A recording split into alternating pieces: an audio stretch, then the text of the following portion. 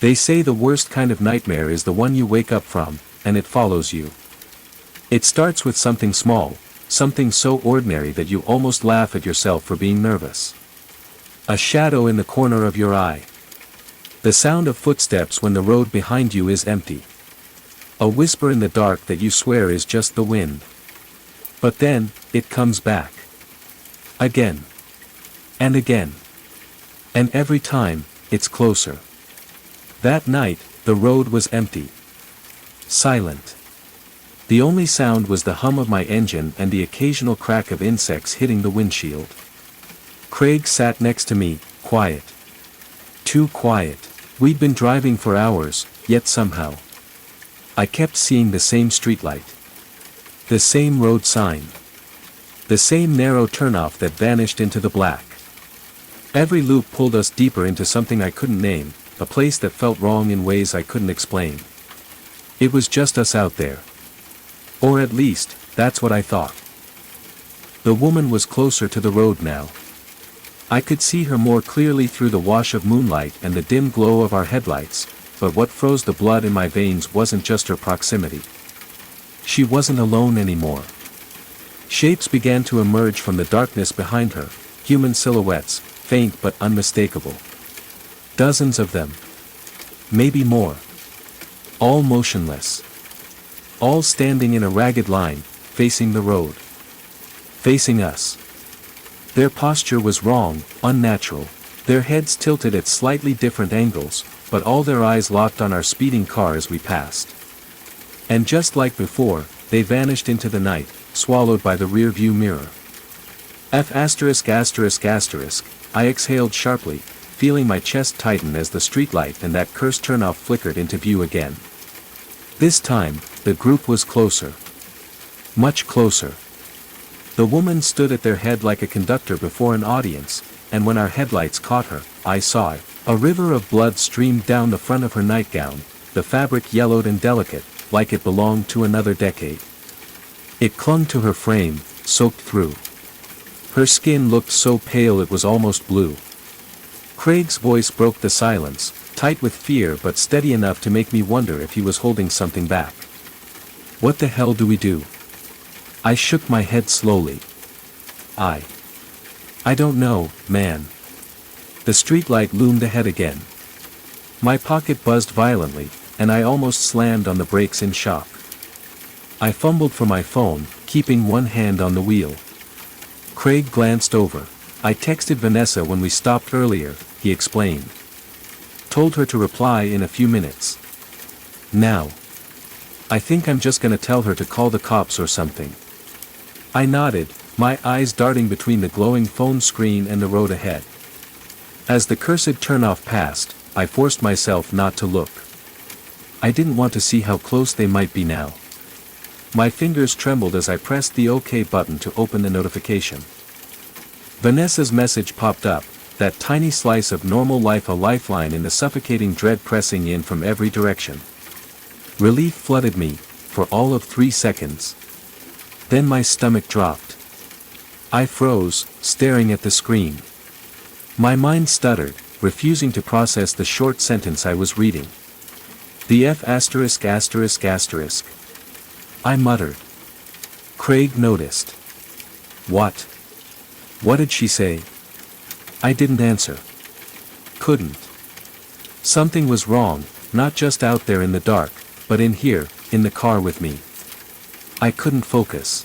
It was like my thoughts kept hitting a brick wall, stopping short every time I tried to remember something important. And then Craig's voice came again. Can I ask you a question, man? I didn't like his tone. It wasn't strained anymore. The fear was gone. Instead, it was calm. No. Not just calm. There was something else in it. Something warm, smooth, almost amused. Like he was smiling. A shiver ran through my spine, but my voice came out dry and rough. What? The streetlight swept over us as he asked, "Are you scared?" I turned to look at him. The light passed over his face for a split second, and in that instant, I saw it. He was smiling. The turnoff appeared again. The woman was at the very edge of the road now, fully illuminated by our headlights. And I saw her face. That's when I screamed. My hand tore at the door handle as the car swerved violently. The headlights swung toward a massive tree dead ahead. I didn't think. I just threw the door open and hurled myself into the night. Pain exploded through me as the ground slammed into my body. Darkness swallowed everything.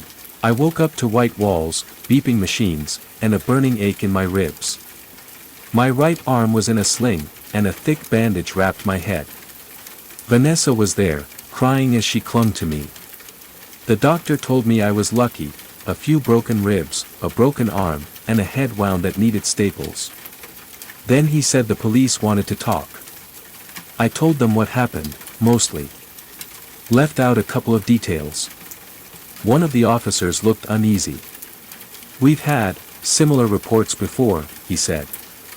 "They told me a father and son had found me in a ditch near my destroyed car, wrapped around a tree like paper. They didn't say who they were, but I had a feeling. That was 3 months ago. I've been home ever since, trying not to think about it. But then an email arrived from an unknown address, the son. He told me what his father had seen for years, things he'd never believed until that night. When he looked out and saw me driving away, he also saw Craig. The smile. The black, shark-like teeth.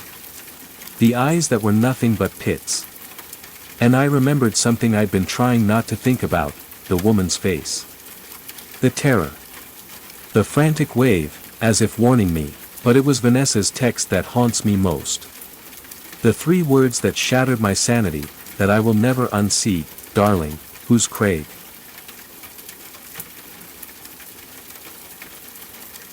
There are roads I will never take again.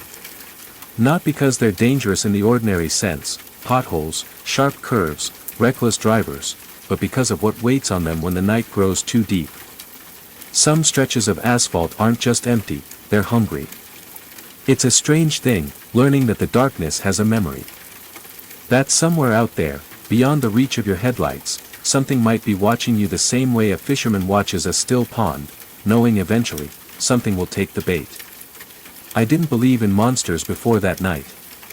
Now I believe in patience. Patience is worse than teeth, worse than claws. Because patience means it's not in a hurry. It means it can try again tomorrow, or next week, or 10 years from now, when you're tired and alone and thinking about anything but the thing that's been waiting for you. That night was the first and last time I saw it.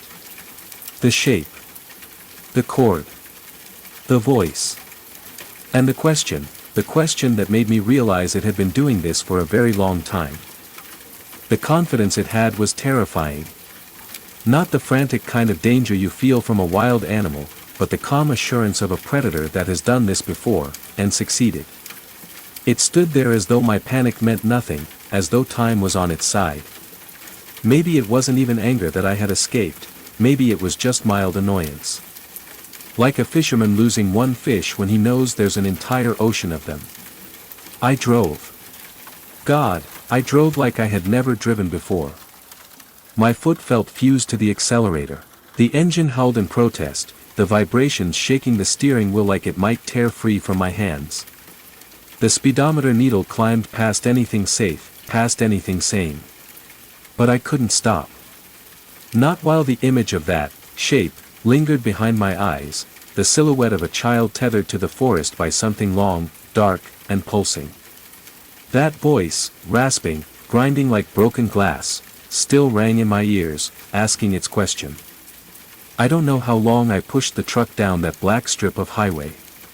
Maybe an hour. Maybe more. The world outside was just darkness smeared by streaks of light from my high beams. My knuckles were bone white from gripping the wheel. When the adrenaline finally began to ebb, it left behind something worse, a trembling, hollow exhaustion that burrowed down to my bones. My body was shaking so violently I could barely steer. Tears blurred my vision, not from sorrow but from the crushing release of still being alive. When the first thread of gray light seeped into the eastern sky, my phone finally chimed, a single, fragile bar of signal. I pulled over into the first patch of gravel I found and nearly fell out of the cab. My knees hit the ground, and I vomited until my stomach was empty and my throat burned. I sat there for a long time, back against the cold steel of the rig, staring at the horizon as the sun crawled upward. I tried to tell myself it was a hallucination. Fatigue playing tricks. But the memory was too sharp. I could remember the texture of that black cord, almost oily, almost alive. I could hear every syllable of that question, slow and deliberate, spoken like something that didn't truly understand words but understood hunger. I didn't tell anyone. Who would believe me? Imagine calling the police. Hi, yes, I saw a kid, but actually it wasn't a kid, it was some ancient thing connected to the woods by a living cable, and it got upset because I wouldn't step out and let it kill me. They'd lock me up for my own safety. I finished my route on autopilot. Dropped the cargo. Drove the rig back to the yard. I quit on the spot. Told them I was burned out. They offered more pay, shorter runs, a different schedule. But every road I pictured was pitch black with something waiting just beyond the reach of my headlights. Every night drive became a trap. Now I work local. Home before midnight. I don't take isolated roads unless the sun's still high. But the nightmares, those didn't quit. Sometimes, if I'm driving late and my eyes are heavy, I'll see movement at the edge of my headlights. A shadow, short, human-shaped. And my heart kicks like a hammer in my ribs. I won't look too long. I won't give it the chance. I don't know what it was. Alien? Demon? Something older than either word. What I do know is that it's patient. And it's learning. That voice, its question, it chills me even now. Why are humans smarter now? The way it asked, it wasn't rhetorical. It was frustrated. Like once upon a time, people weren't. Like once upon a time, a tired driver on a lonely road would just step down from the cab, smiling, walking into the tree line, and never walk back out. So if you're ever on some empty stretch of highway and you see something you can't quite explain, keep going. Don't slow down. Don't open your door because you think it's just a lost child. Some things aren't lost. Some things are waiting. Stay on the lit roads, and if you ever hear a voice that doesn't sound quite right asking you a question, don't answer. I still drive, but never far. Never at night if I can help it. People laugh when I tell them daylight feels safer, as if whatever I saw only comes out after dark. They don't understand, things like that aren't bound by the clock. They're bound by the hunt. Sometimes I wonder if it remembers me.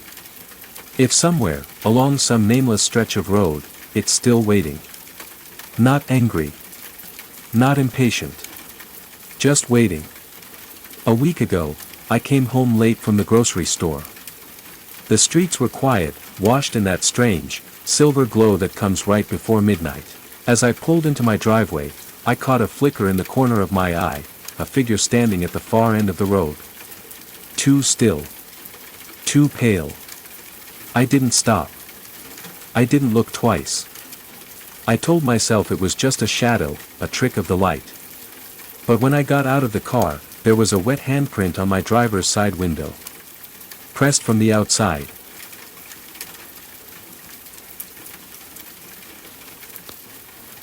The night was heavy, not just dark, but suffocating. The kind of dark that eats the edges of your headlights and swallows the horizon.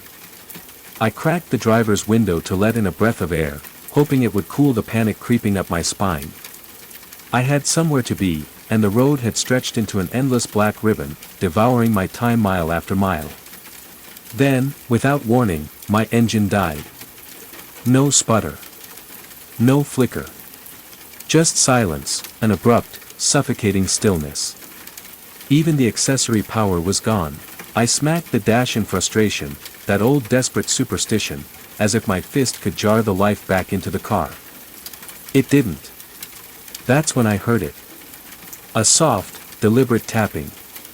Not the muffled thump of flesh on plastic, but the sharp, dry click of fingernails.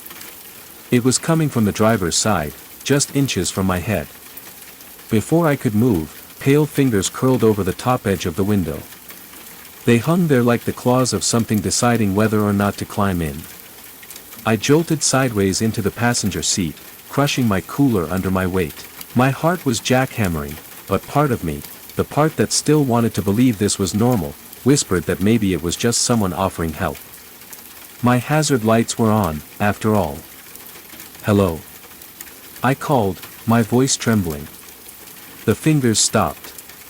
Slowly, they slid out of sight, leaving only the hollow outline in my mind. I waited. Nothing, not even the hum of insects in the grass. Then, tapping again. But this time, right next to my ear on the passenger side. I snapped my head toward the sound. No hand. No figure. Just 5 wet fingerprints on the fogged glass, pressed from the outside. The hair on my arms bristled. I scrambled back into the driver's seat, fumbling to roll up the window, forgetting entirely that my power was dead. That's when the gravel crunched outside. Footsteps. I checked my mirrors. Nothing. Then my headlights flared on by themselves, flooding the road ahead in white. And there it was, a human shape standing dead center in the beam. Headless.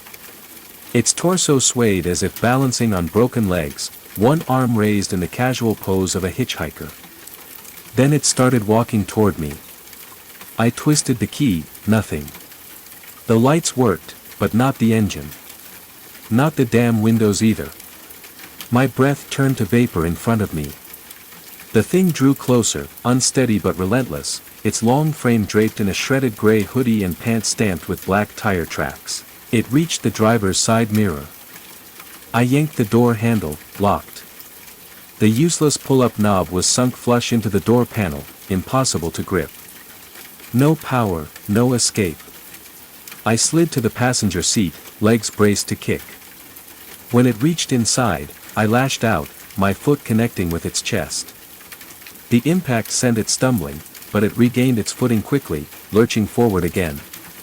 The second time it reached in, I shoved it harder, buying just enough time to clamber out the passenger window and drop onto the asphalt. That's when the pain hit, sudden, sharp, like my brain was being crushed in an invisible vice. My vision warped. My limbs refused to obey me. It shuffled closer, its headless frame casting a long, unnatural shadow over me. Then, just as suddenly, control snapped back into my body. I dove into the driver's seat, turned the key in one desperate motion, and the engine roared to life. I slammed the shifter into drive and peeled away, tires screaming against the road. My breathing slowed as distance grew between us. I told myself it was over. I was wrong. Up ahead, standing on the shoulder, was the same headless figure, thumb out, waiting. I flew past it, stealing a glance in the rearview. Nothing. Until the next bend. There it was again. This time, it held something in its free hand. A head. It smiled at me as I passed. I nearly fainted, my vision swimming. I gripped the wheel until my knuckles ached, praying the loop would end. Then came the thud on my roof, heavy, deliberate. Movement shifted above me. And when I looked left, the severed head dangled in my open window, grinning. It laughed as it lunged inside, teeth sinking deep into my thigh. I screamed, pounding at it until one blow loosened its bite. With a surge of adrenaline, I grabbed it and hurled it into the night. It bounced down the freeway, the body tumbling from my roof in pursuit. The darkness broke. Headlights from distant cars cut through the black. By the time I reached the next town, my leg was bleeding and my hands wouldn't stop shaking. The motel clerk gasped at my pale face, but when I told her what happened, she only laughed and said someone else once claimed to see a body on the freeway. No proof. No accident. Just a story. I stayed the night. In the morning, my wound was smaller than I remembered, almost too small. But when I walked back to my car, a fresh handprint glistened on the driver's window. I drive only in daylight now. And if you value your life, Never stop for a hitchhiker in Texas.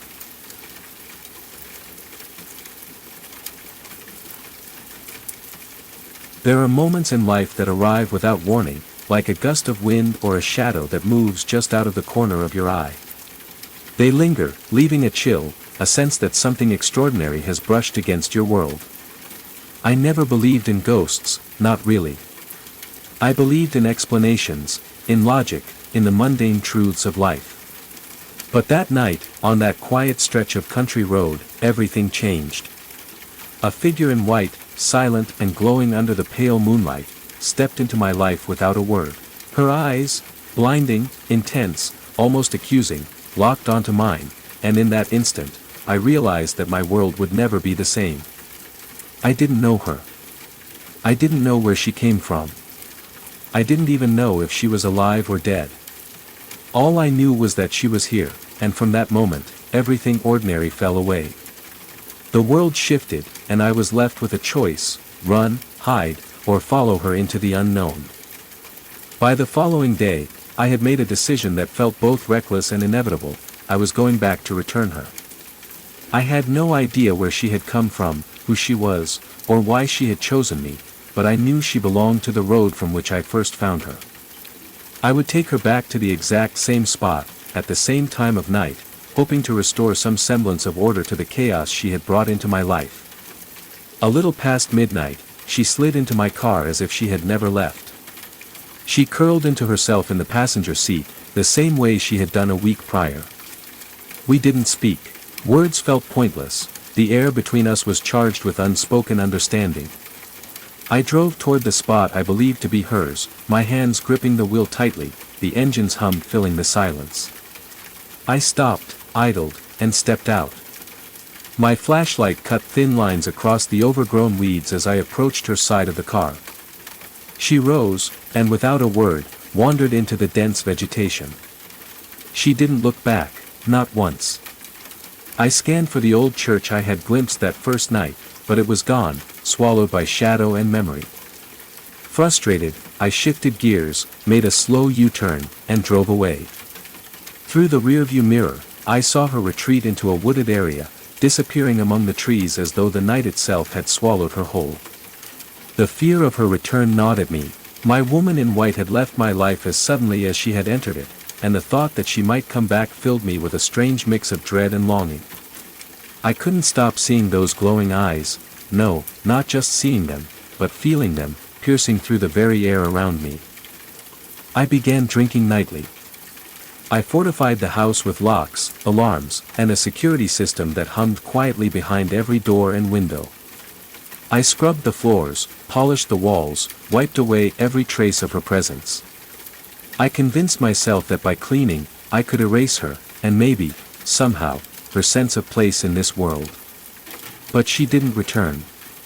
2 weeks later, I was in a convenience store buying a 12-pack of beer. 2 teenagers nearby whispered about a woman in white they had spotted along a dusty road, late at night. One described her as murderous, her flesh melting from her face as she chased after his car with a grotesque laugh.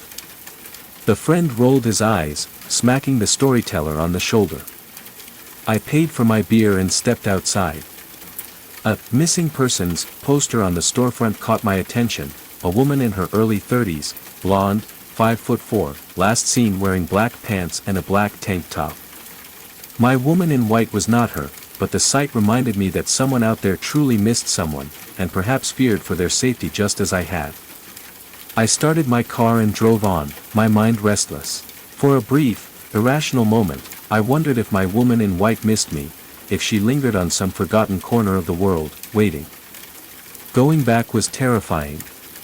And yet, the allure of being wanted, of feeling some semblance of connection in my fractured life, drew me toward the old country road. She had been strange, destructive even, tearing up carpets, sneaking through the night, producing guttural noises in the basement, but all she had wanted was me.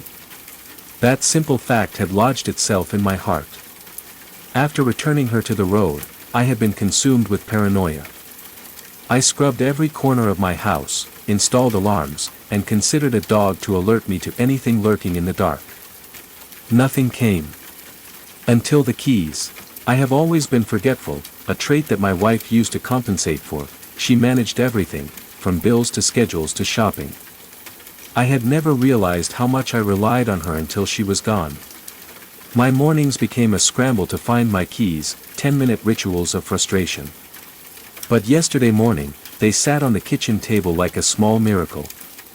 I grabbed them, headed to the garage, and realized I had left my coffee inside. What I saw next unsettled me. My keys, my very own keys, sat next to my coffee. But the car engine was off, the driver's side door ajar. I could see no other set of keys. Something about this felt wrong. My mind raced, convinced I had crossed some invisible line into the surreal. Later that night, sitting at the bar with friends, my thoughts returned to the keys, to her.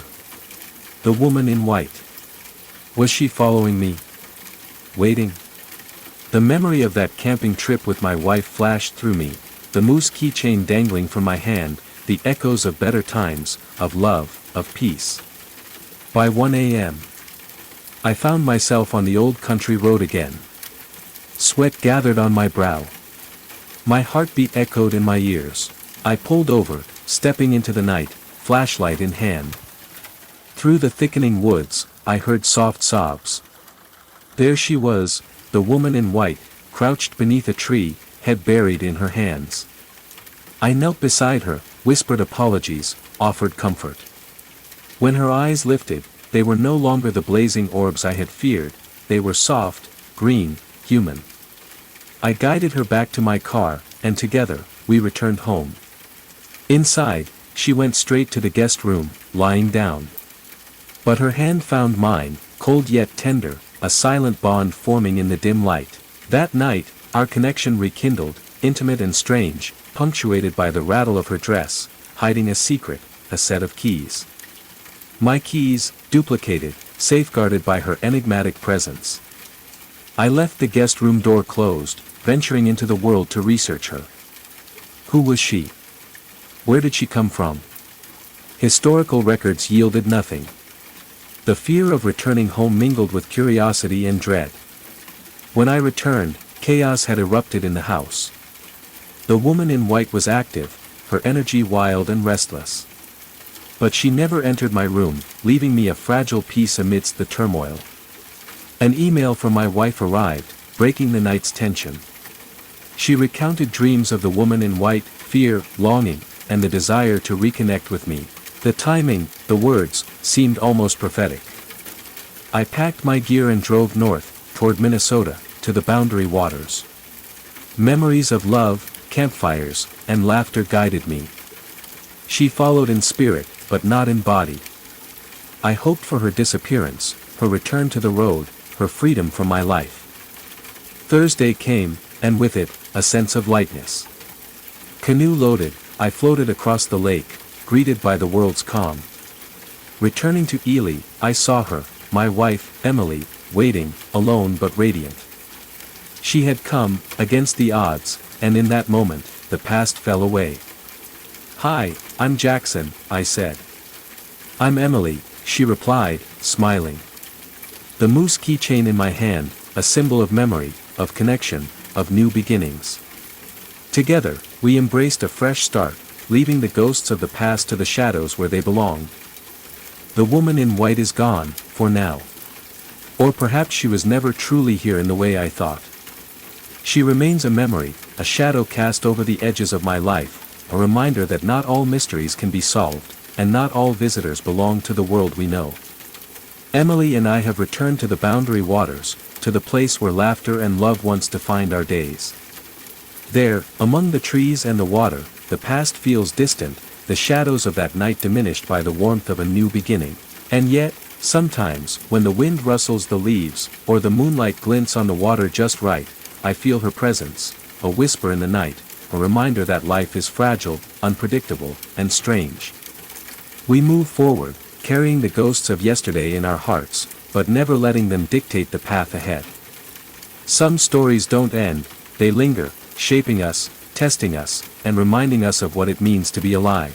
And perhaps that is the lesson the woman in white left behind, that fear and desire, sorrow and hope, are often intertwined, and that the true courage is learning to walk forward despite the shadows.